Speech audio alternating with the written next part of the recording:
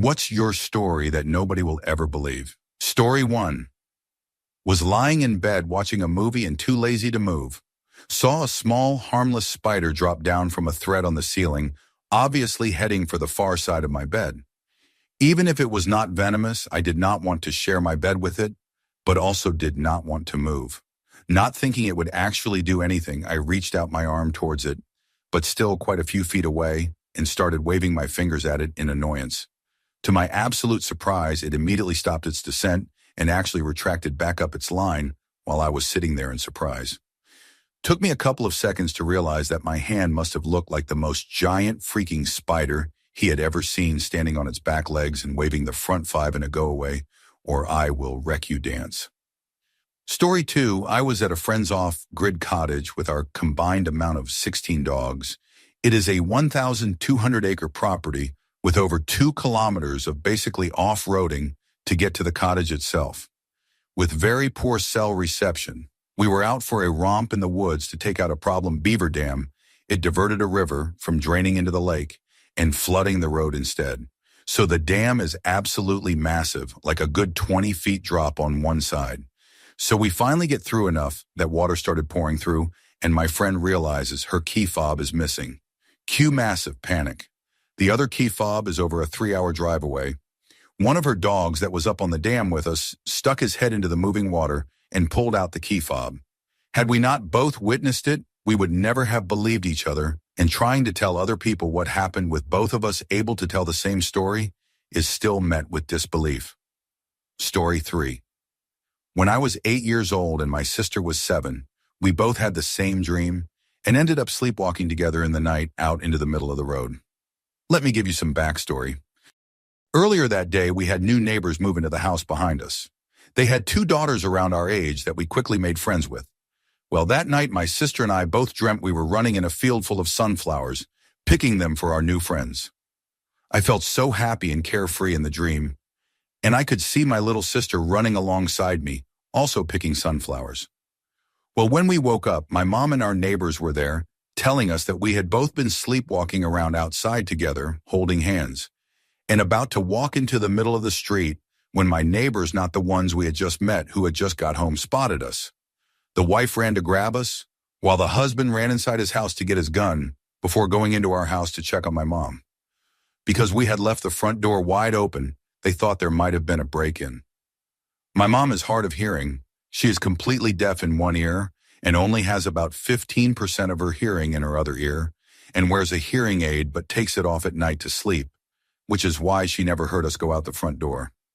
Anyways, after we realized what had happened, we talked about everything and literally recalled all of the same details and remember seeing each other in our dreams. It has now been 20 years, and we still remember everything the same and stick by our memories of that night. I am just grateful to our neighbors, because who knows what would have happened if they did not notice us. Story 4. When I was a kid, 10, I went to the library with my sister, 12, and my mom. My sister and I doing the usual walking up and down the rows of books finding whatever. Eventually we split ways, and a while later I found my mom and asked her where my sister was. She had not seen her. So we go looking in the last area I saw her. She was not there. We go to another section, nope. The next section, nothing. We go to the other side of the library, nothing. We check the bathrooms, outside the doors, and do another lap around the library. Nothing. We asked the library staff if they had seen her, and they had not, but they agreed to start looking. About 30 or so minutes has passed at this point, and we are starting to panic. We continued searching every last corner of that library, and now we have started shouting her name, and others are as well. I would say an hour into it, my stepdad was called, and he was on his way, and he was even stopping cars as they left the library parking lot. This whole time there were 15+ people looking for her and shouting her name. If she was in that library, she would have heard us. My mom was at the front desk, and she picked up the phone to call the police, and my sister comes walking toward her from the kids section, completely unaware of what had happened. She said she was sitting in the kids section, reading a book on skateboarding the whole time. We asked her how long she had been there, and she said maybe 15 minutes. It had been over an hour since we saw her. I do not know what happened that day, but she was absolutely not in that library. We never went back.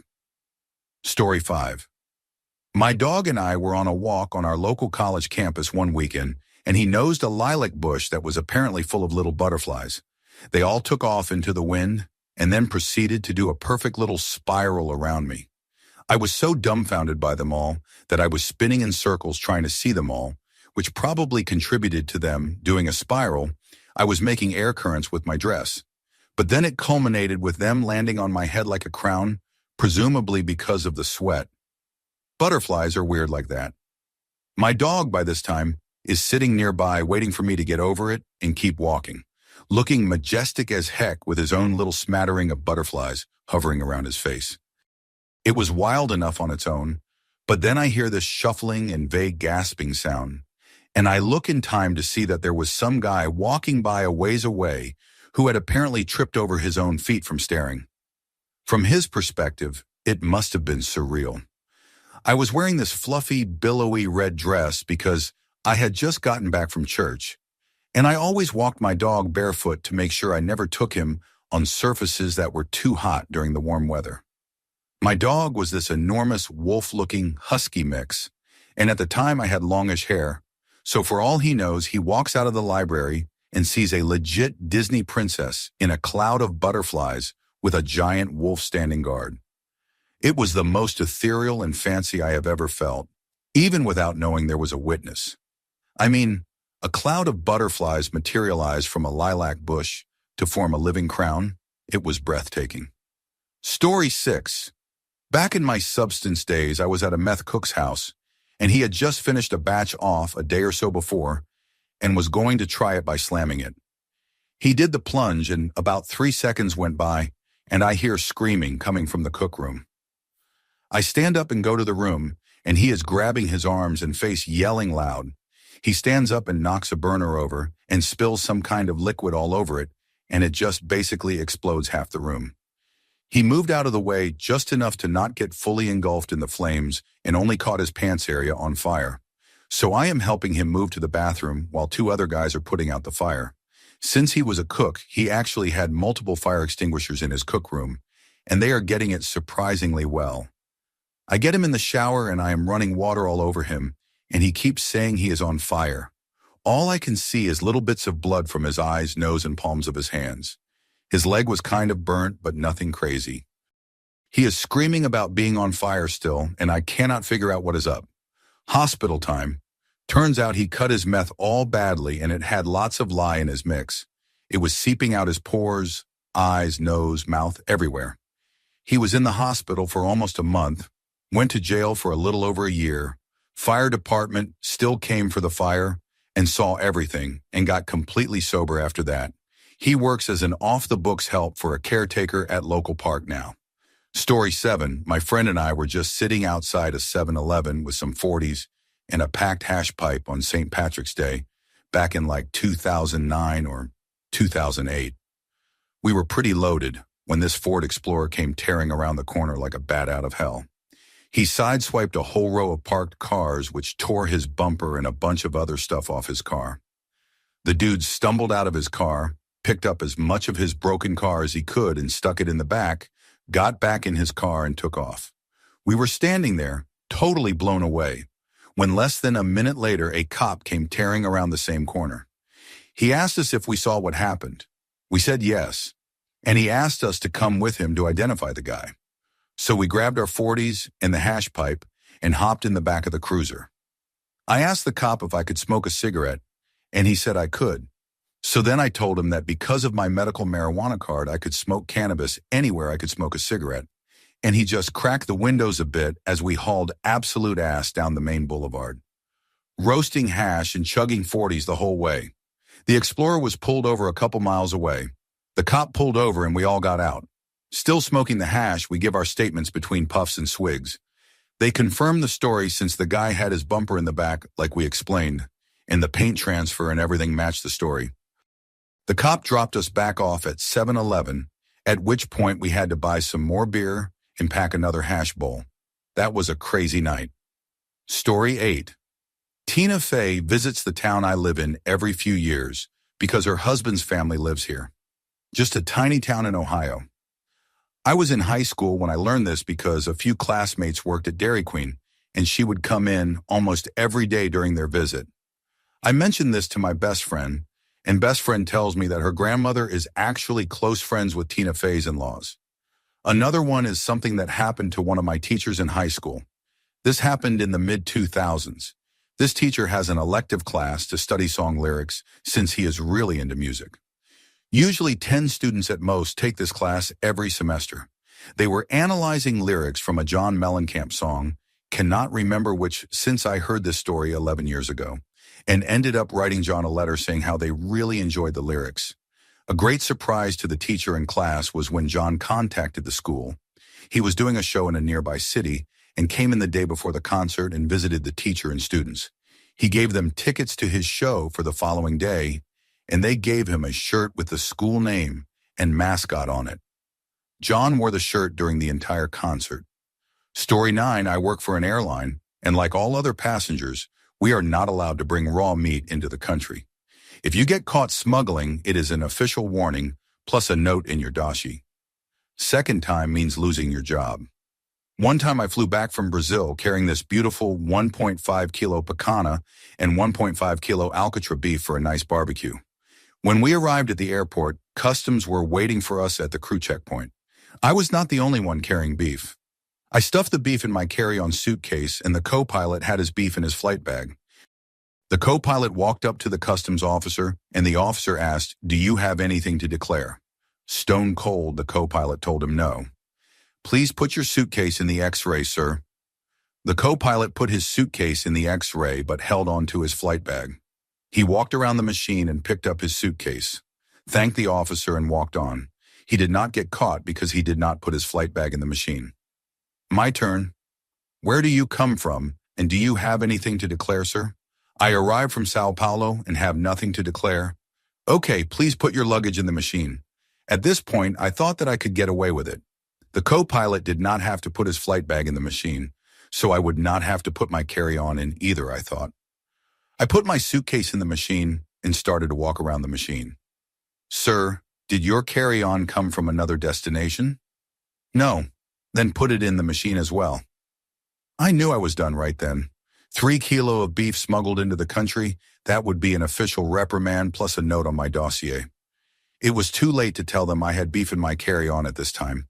I put my carry-on in the machine and walked around where the officer was watching the X-ray. There I was, waiting to see the 3-kilo beef appear on the screen and get caught. At that moment, I hear a beer bottle cap sound go once, twice, and even 3 times. The officer reaches into his pocket and opens up his WhatsApp. At that moment, my carry-on scrolls across the screen, clearly showing the beef. The officer opens up a video on his WhatsApp and does not even look up once. He starts laughing and says, "You are good. Have a nice day." I took my suitcase and carry-on and walked away slowly until I reached the corner and started to half run into the crew area, where I quickly said my goodbyes to the crew and went home. It was the best barbecue beef I have ever had in my whole life. Story 10 once had a Shih Tzu that really wanted to see out of the lower window of the front door. The door was in a mudroom, behind an interior door as well. One day I see the dog running in circles in the living room, and he would pick up speed and ram the interior door. Eventually the laminate started cracking. I come home another day, open the interior door, and the dog greets me, fully soaked. I do not pay too much attention to anything and run to see if he had jumped in the toilet. Everything looks fine and dry, but then I look at the carpet in the living room and see wood pieces all over the floor from the interior door. I thought dogs did not sweat from their skin, but could not explain why the dog was wet after having worked all day to destroy the door. He gets reprimanded, and the behavior stops until I come home another day to a wet dog. I immediately check the floor and do not find any wood. Check the bathroom, and it was fine. I close the door and see more destruction, at which point I notice the carpet is not laying flat. I lift it and find the wood pieces from the door under it. He moved the carpet, destroyed more of the door, then put the carpet back. Dog gets reprimanded again, but a few days later greets me at the front door window. An entire foot of the bottom of the door has been systematically destroyed, and now he was happy. Story 11. My husband and I went away for a long weekend, fishing on the boat, camping, and so on. We kept the boat out at my parents' farm because they had a big shed. On Monday, I realized that I had lost my wedding ring. It could have been so many places. I looked for it, obviously, but I eventually came to the conclusion that it was gone forever, and I claimed insurance on it. Despite this, my mother claimed that it would come back to me and that my husband would be the one to find it. I thought she was crazy. Fast forward about 8 months later. The boat had been parked in another shed so my dad could use that one for the tractor. My husband was helping him with some tractor task and came running back to the house, got down on one knee, and presented me with my ring. Turns out I had lost it cleaning the boat and it had fallen into the mud where no one would ever find it. But then when the mud dried out and the tractor drove over it countless times, it reappeared on the very day that my husband was there to find it, just as my mother had predicted. Story 12. I once snuck out in high school and had those doors that set off alarms if they are opened when set that way and so on.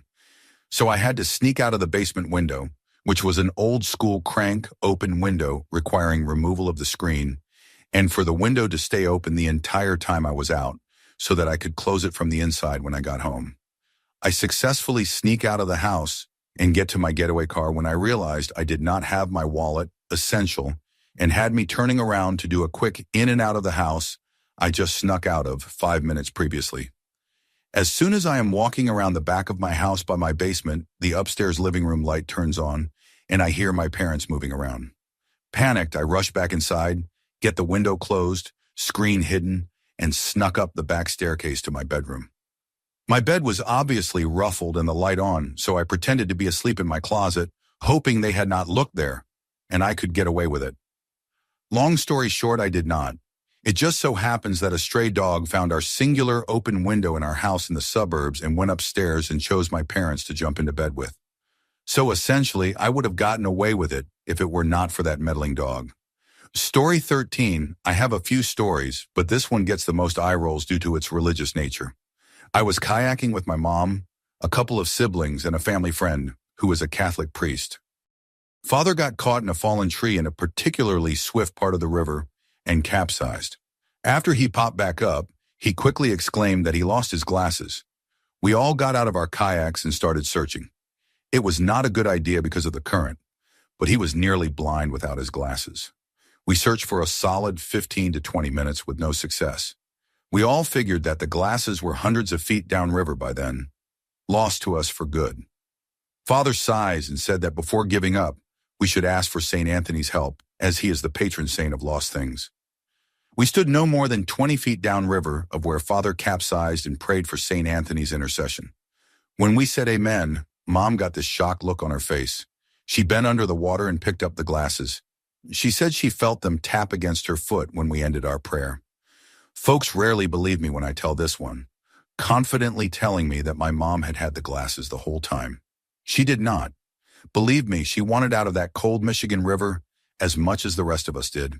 There was no reason for her to hold on to them. Story 14. Once as a child, I was riding bikes with a couple friends, and we stopped at one of their houses for a pit stop. It was at the bottom of a hill, and I was the second one to reach the bottom. I was going quite a bit too fast, and in my haste I slammed on my front brake.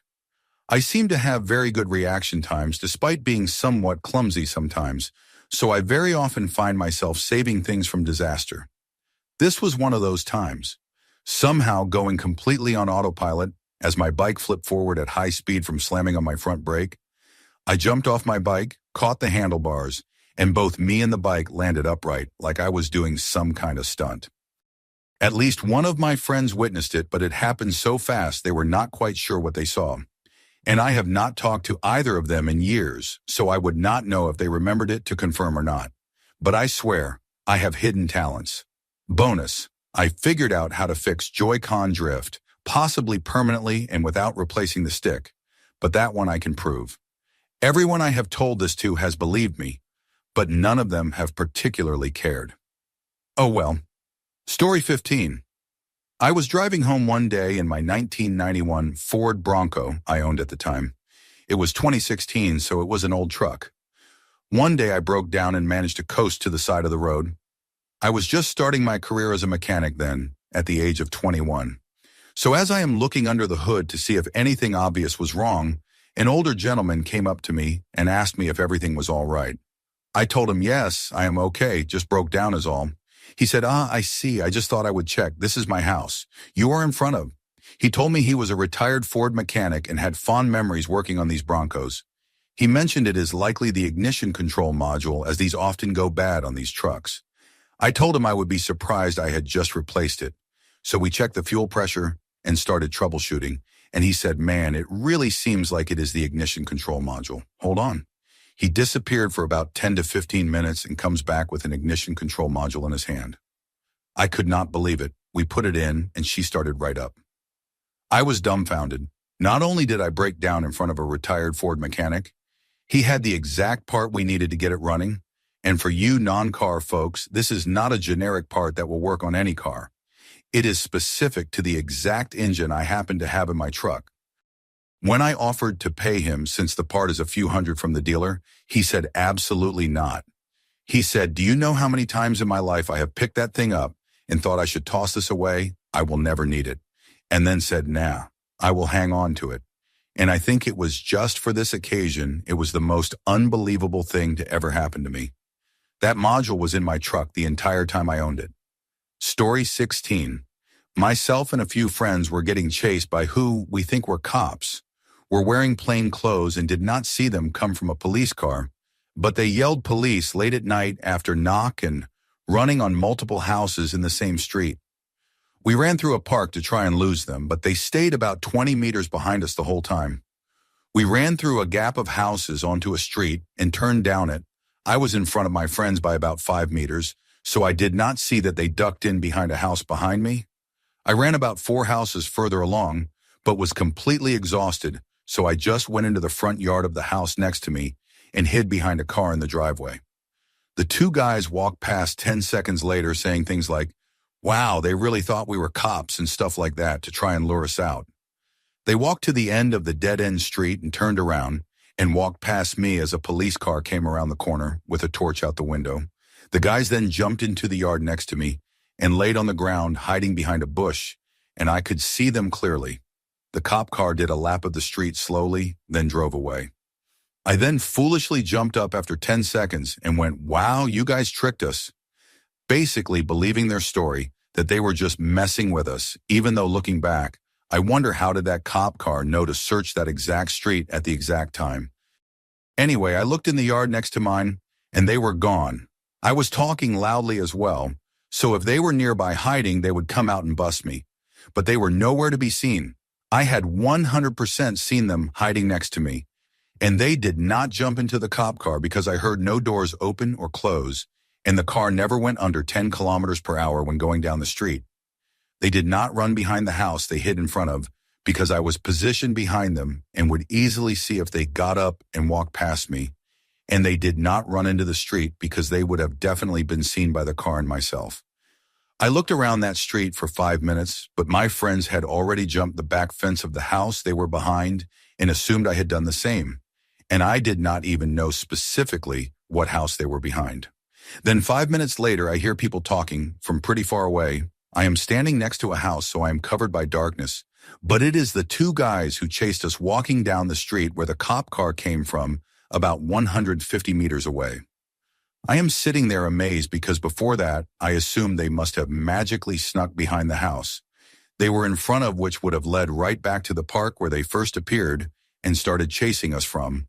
But this was the complete opposite direction, so it would not make sense to go that far, only to walk back to where you came from on the exact same path just 5 minutes later.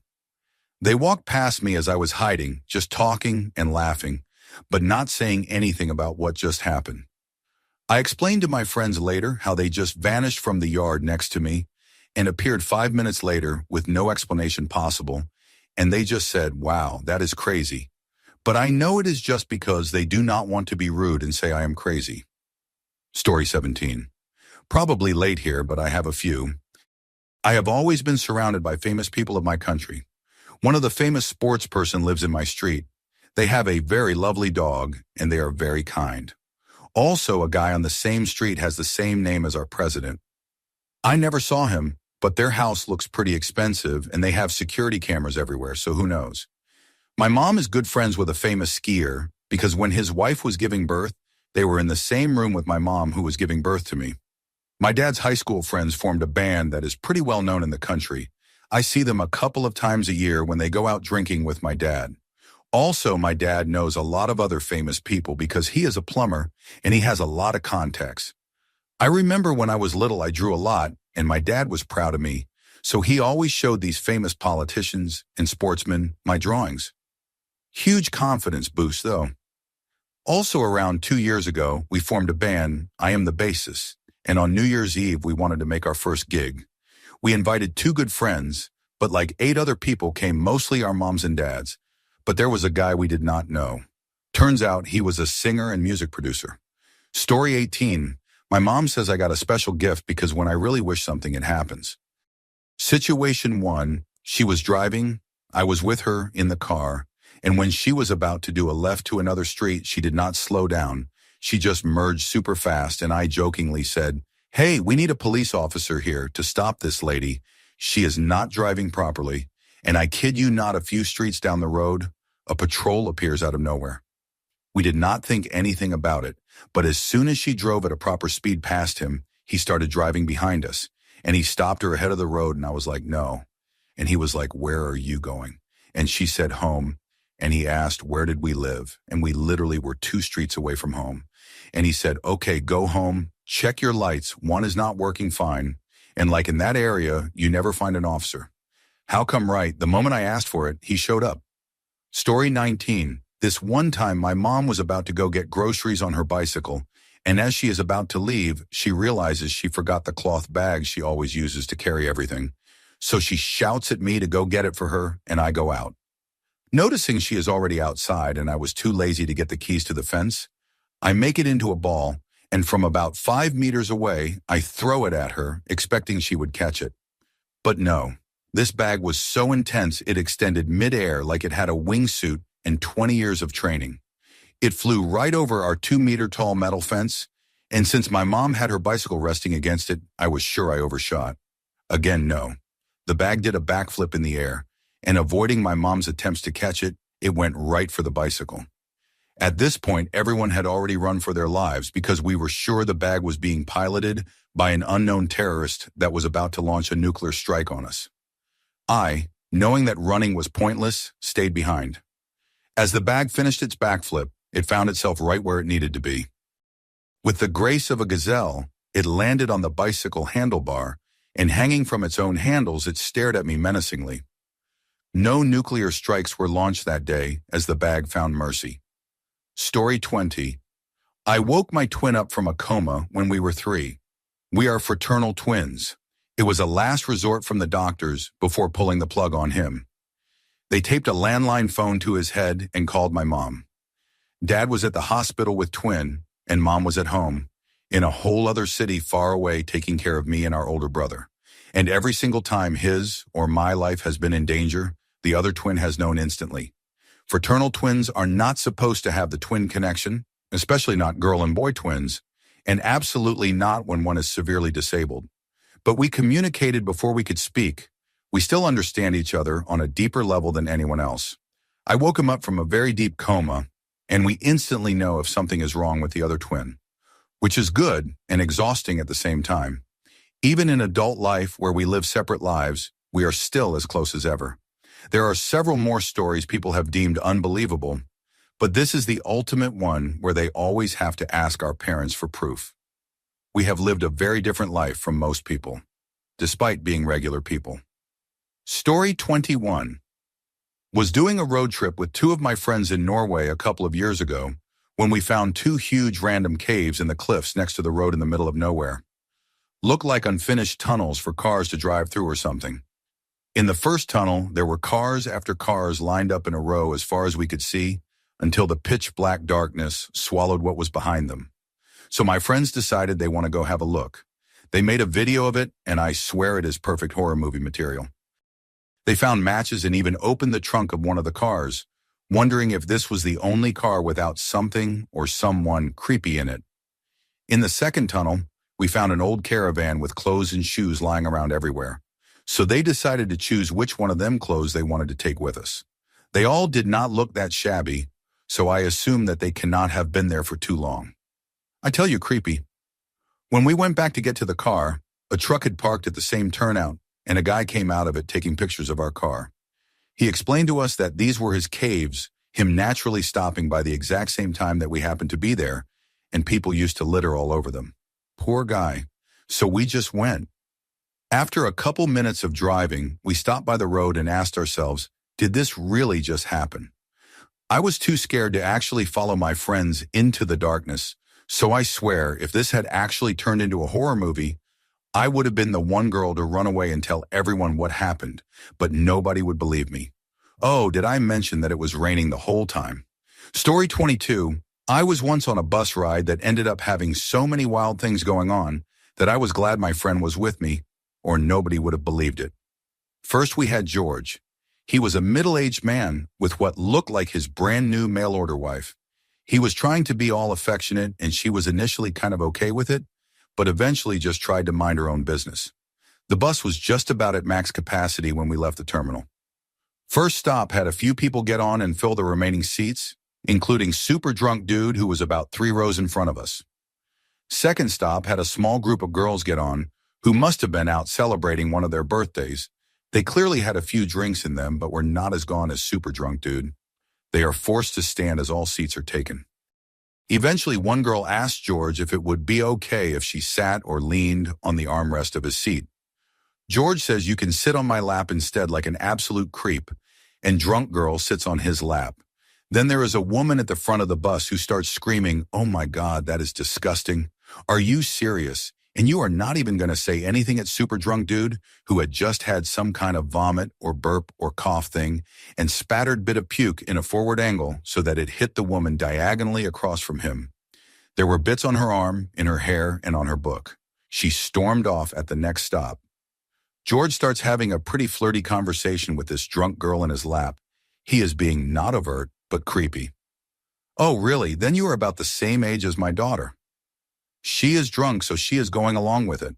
A few stops later, drunk girls and super drunk dude get off the bus. George starts trying to get all kissy with his wife or date beside him, who says no and stop multiple times. A guy behind us pipes up with, "She said no, buddy, leave her alone," to which George starts cussing at him. Things settle down a bit, but it is still tense. Bus reaches next stop and George and his date are about to leave. Now all the women on the bus are standing up and saying not to go with him because he clearly did not stop when she told him to. More shouting, George tries to square up to a guy half his age and built like a brick wall.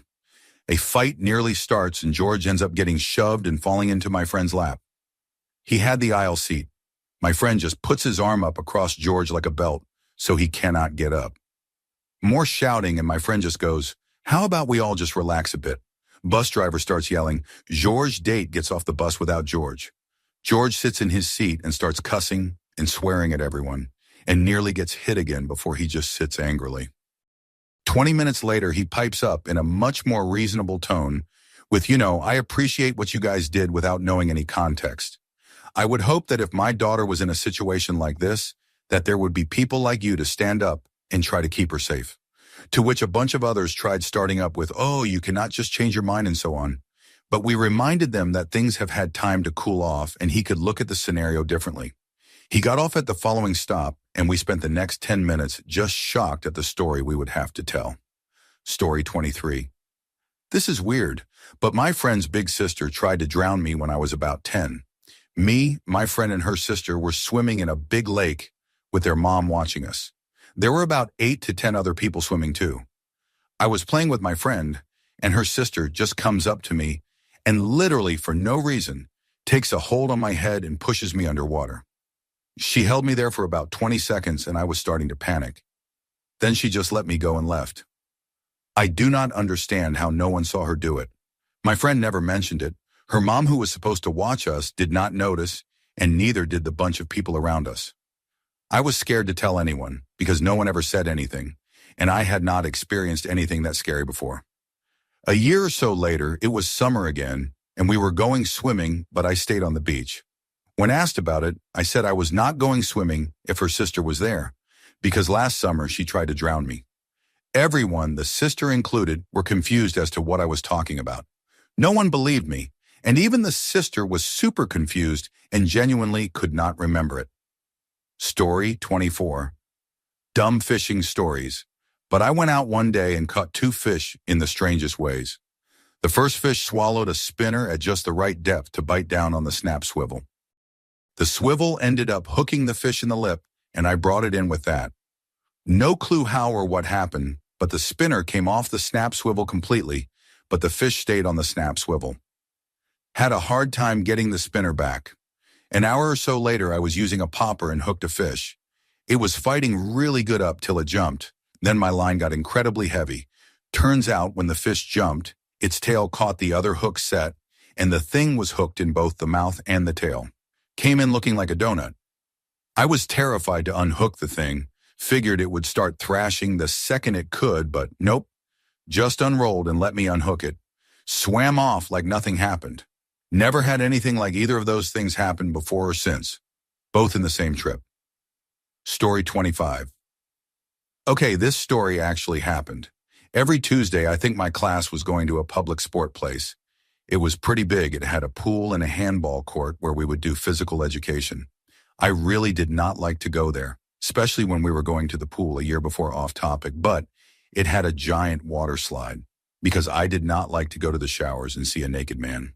But one day after normal training, me and my best friend were the last people to still dress to our normal clothes. The changing room was connected to another changing room. It will be important later. So we had keys to close the changing room, give it back to a worker, and go home. Seems easy enough, right? We were talking about ghosts, and it was silent. Then the door to the other changing room just violently opened and closed with a loud bang. We immediately ran out of the room. I started running while my friend was closing the room. My heart was beating hard and I was scared. My friend explained to the worker that someone slammed the door, so we went with the worker to the changing room and no one was there. We would see and hear this person running away, but we did not. We went home traumatized. Okay, it could not have been wind because there were no windows. My friend that witnessed it still says it is just wind, but the thought still haunts me to this day.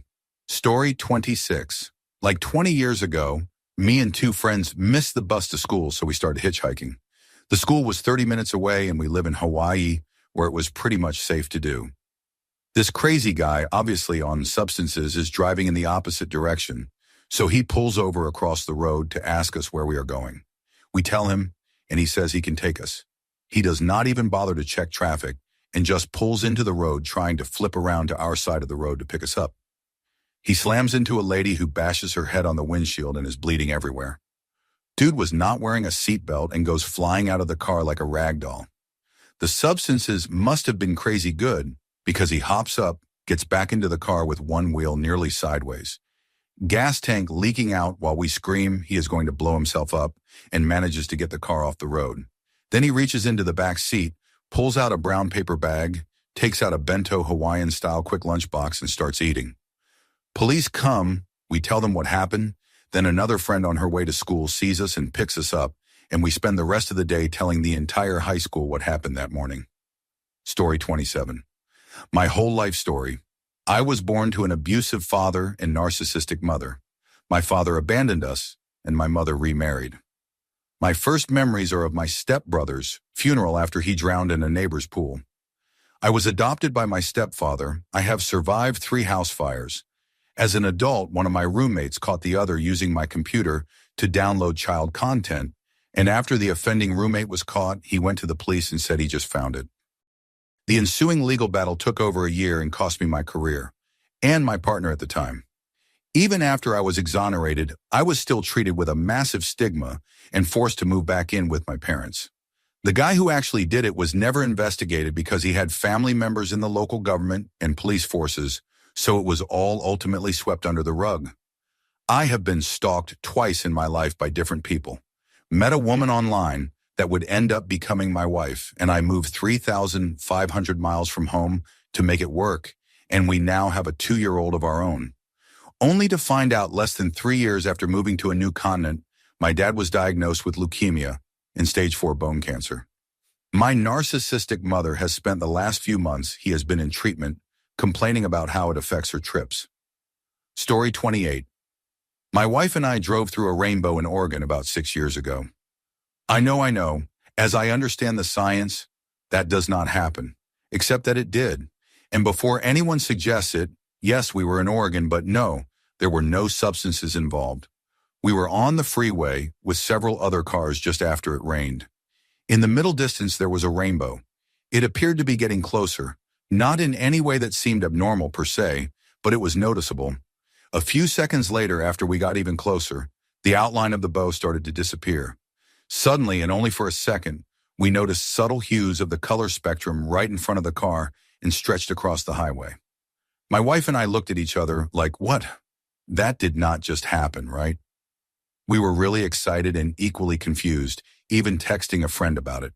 However, a few minutes later, we sort of forgot it happened and distracted ourselves with the drive. Fast forward a couple of days to telling some friends about it. They were adamant about the fact that what we thought we saw was physically impossible, even explaining why the science does not allow you to drive through or even get near a rainbow. But again, it happened to us.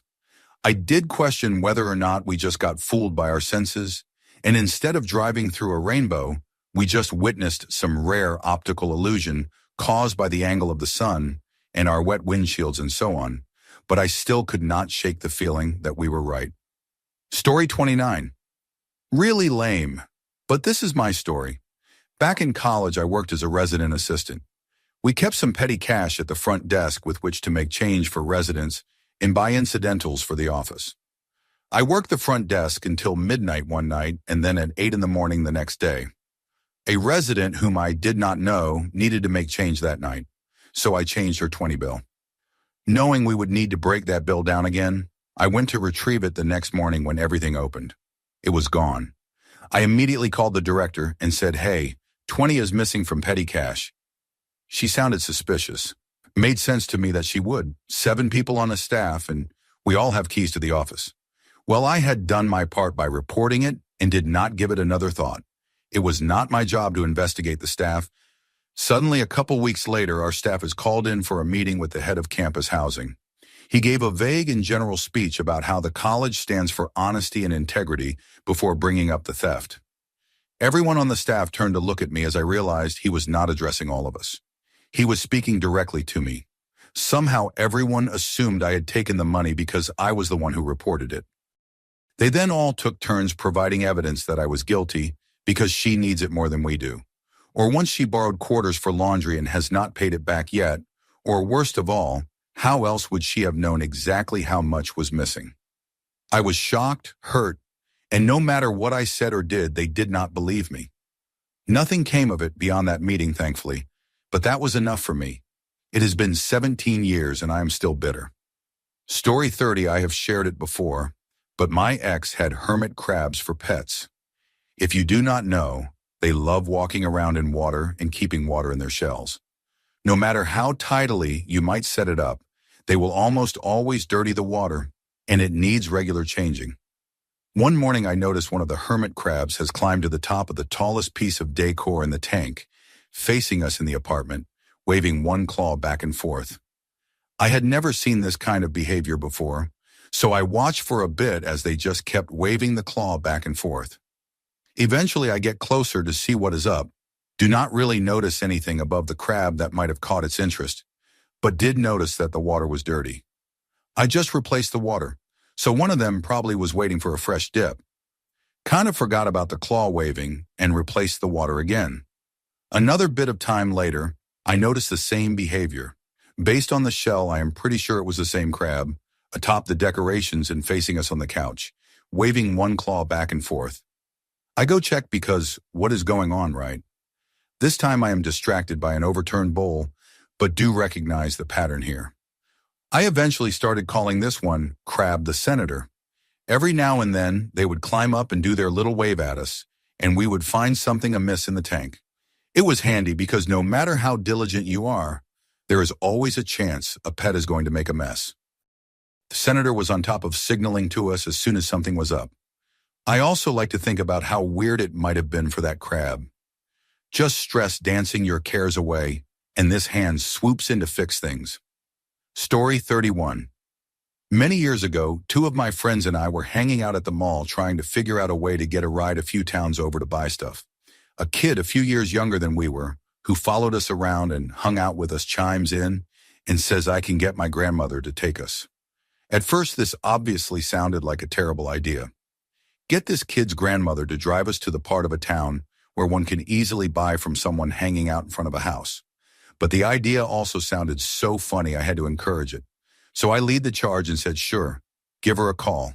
So he uses the payphone and calls her up and asks if she can bring us to pick up a friend a few towns over.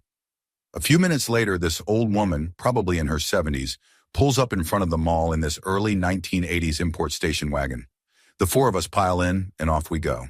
The kid up front with grandma, the three of us crammed in the back seat. My friend starts giving directions.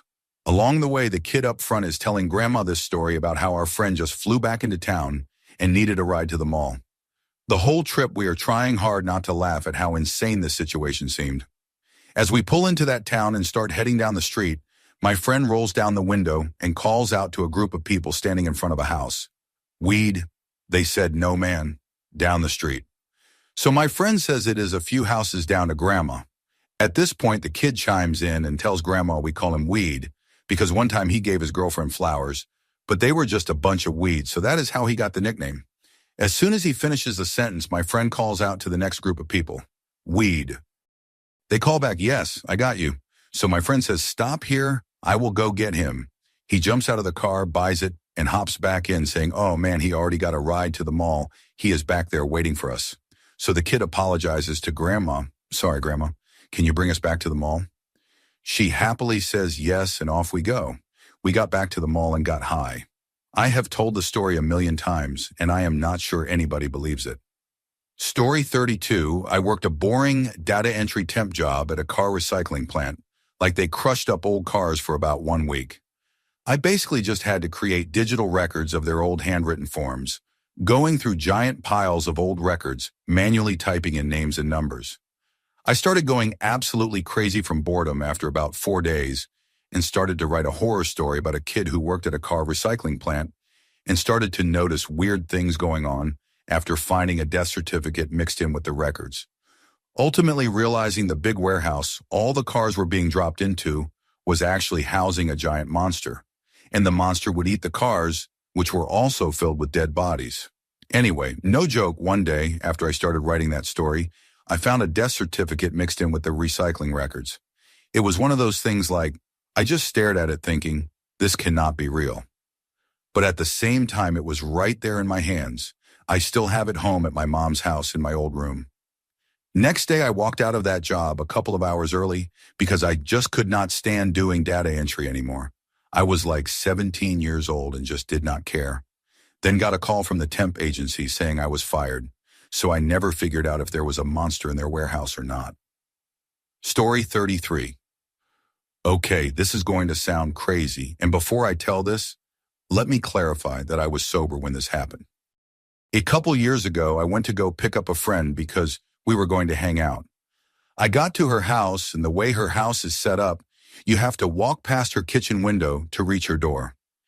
As I was walking past the window, I looked inside, and I saw her mom. Her hair was wet, and she was wearing a green sweater. This is important for later. We locked eyes, and she nodded her head up like, what is up? And I nodded back. She continued walking toward the door, and on the side of her door are these little windows. I peeked through them because I assumed she was about to come open it, but she just walked right by. I thought that was weird, so I walked back over to the kitchen window and saw my friend, who was not previously there when I had just walked by. I did not think much of it. I assumed she had just entered the room. I waved to her and got her attention, and she came to open the door. We chatted for a second, and her mom came over to say hi, her hair still wet and still wearing that sweater. I was like, hey, I saw you walk by the door. I thought you were going to open it, but you just walked right by. She looked at me with confusion and said, what are you talking about? I just got out of the shower and have been in the bathroom for the past 15 minutes. The bathroom is on the left of the front door, while the kitchen is on the right, so you have to pass the door to get there. So that was extra confusing. I was just as confused and replied, what are you talking about? We just saw each other through the kitchen window. We locked eyes and head nodded at each other. My friend was like, I was the only one in the kitchen, and no one has come in or out of there in a while. I thought they were messing with me, but they were dead serious, and they are not the kind of people to let a joke continue on like this. I have never been so confused in my life. And I know that I did not just imagine it, because how on earth could I have just imagined exactly how her mom was looking at that time, with the wet hair and the same shirt? She still thinks my brain was tricking me, but I know what I saw. It was way too long and way too clear of an interaction. It was definitely a glitch in the matrix. Story 34. I am a happily married man now. Back in high school, I was a solid 4 out of 10 nerd. This story comes from my high school perspective, not so much my married man perspective. Anyways, this one mostly popular girl was having a graduation party at a drive-in movie theater and invited me along with most of the graduating class. She was fairly popular, especially in the band world. She was on the color guard and a solid 8+. Her friends were easily in the same hotness range. I barely knew this girl, but we had calculus together, and I had been invited to like 3 graduation parties total, so I went. Only like 5 people showed up. It was kind of crazy because she was way more popular than that. Maybe someone else more popular was having a party at the same time. I will never know. Point is, the 6 of us did not fit super comfortably in a single truck, but we did fit really well in my minivan, which I had pulled the seats out of and filled with beanbag chairs. So there I am, in the back of the minivan. It is me, 1 other guy, and 5 girls. And these girls are basically laying right on me and snuggled up with me because we are in a minivan. We saw 2 movies back to back with me basically holding multiple girls, talking and laughing the whole time. It was wild, but it was just the start. This party somehow evolves into the popular girl, we will call her Angie, inviting everyone back to her place. I am like, well, it is like 1 in the morning, but my parents did not give me a curfew. I am in no curfew because I was too straight edge to ever do anything bad. I once got busted by the cops for being out at 2 in the morning, writing nice messages in chalk in the park. Angie's house, we all end up in the basement. We are tired, so we all end up going to sleep downstairs. The other guy and 1 girl he is totally into are on the floor, and I am on the futon with the 3 girls. I am playing with one of the girls' hair and trying as best as nerdy me can to flirt. The next thing I know, this 8 out of 10 girl has her tongue down my throat and we are making out. It was wild. I went from having never been kissed to making out with this color guard girl on a bed with her best friend right next to us. After what feels like forever, we finally pull away, and I am in a total haze. I just had my first kiss, and then it hits me. Angie is literally on the other side of me right now. What do? So I sheepishly roll over to see how she is reacting to me making out with her best friend. And she is just all smiles. Like, nice work. And I am like, what? She is not mad. And then we start making out. And Angie is way more intense than her best friend. She has got her tongue down my throat. She is putting my hands on her chest over the clothes, but I still pulled my hands away like right away. Because I was a good kid, she is way into it. So we finish making out and I am just laying on my back in total bliss. Not only did I have my first kiss, but I also had my second kiss. And it is with these 2 hot girls I barely knew. The dust settles, my mind clears, and I realize what is going on. Earlier in the night, I had admitted to having never been kissed. These scheming women had decided to help me out, and I am at like 2 for 3, so I mentioned that I should probably get heading home. It was 3 in the morning at this point, and girl number 3 offers to walk me to my car. At my car, she looks me in the eyes and asks if I am going to kiss her. So we kiss. Number 3 was the weakest kiss of them all, but still. Story 35. I woke up one morning in the summer, got up and went to the bathroom, came back and was going to get back into bed. But when I pushed the sheets back, a bumblebee was wrapped up in my sheets, exactly where I had been laying only minutes before. He had not flown there while I was going to the bathroom. Rooms are attached with no door. I would have heard him buzzing around. So movie me, I slept with a bumble. He was very carefully removed and released. Alternatively, about 4 months ago, bought a new bed, had it delivered. Was super excited as my old bed was all springs and much overdue for an upgrade. So I popped a Benadryl, prepared to sleep for the next 15 hours or so. 2 o'clock in the morning, I hear what sounds like a giant boot stepping on a leaf. Wakes me out of a dead sleep. I roll over and turn on the little lamp next to my bed and look down at the ground. And right there, staring right back at me, is a frog, roughly the size of a computer mouse, fairly good-sized. Now again, I am on an allergy pill, so I grab my phone and make a video because I am like, this cannot be happening. Frog sits very nicely for the video. I still have it on my phone. The instant I stand up, he hops under my bed. An hour-long game of cat and mouse with a very crafty frog until he is captured underneath a bowl. Very carefully make it through several closed doors of my shared house with no pants and no shoes on to let him outside. It is torrential downpouring.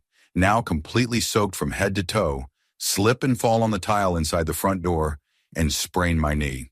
Story 36. For decades, people have accidentally called me Josh. This is not anywhere close to my real name. From people I have just met to teachers, friends, co-workers, and even family members. It started happening when I was a teenager and was most frequent in my 20s and early 30s. Now it only happens once every month or two. When we were first married, my wife did not believe me until she saw it happen several times. Sometimes the person catches it and says something like, "Why did I just call you that?" But more often they do not even notice. What is really funny is when a professor would call on me as Josh and my friends would notice, but the professor just kept talking. But the absolute best was when I received a phone call from someone in the financial aid office when I was in grad school.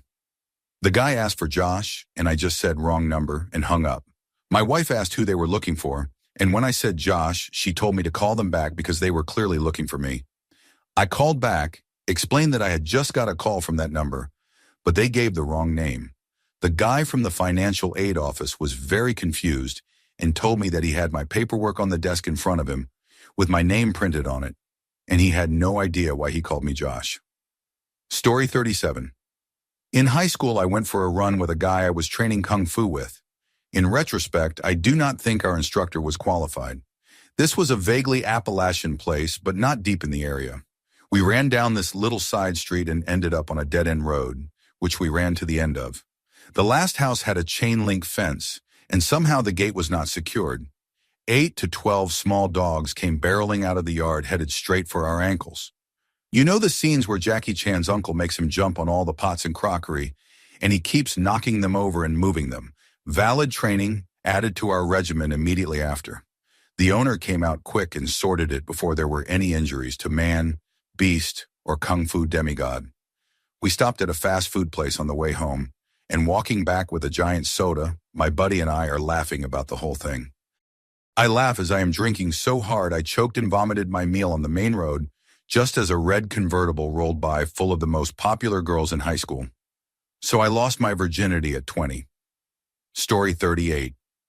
In 1999, Flea from the band Red Hot Chili Peppers held my girlfriend's hair up while she was sick on a sidewalk and then signed her chest.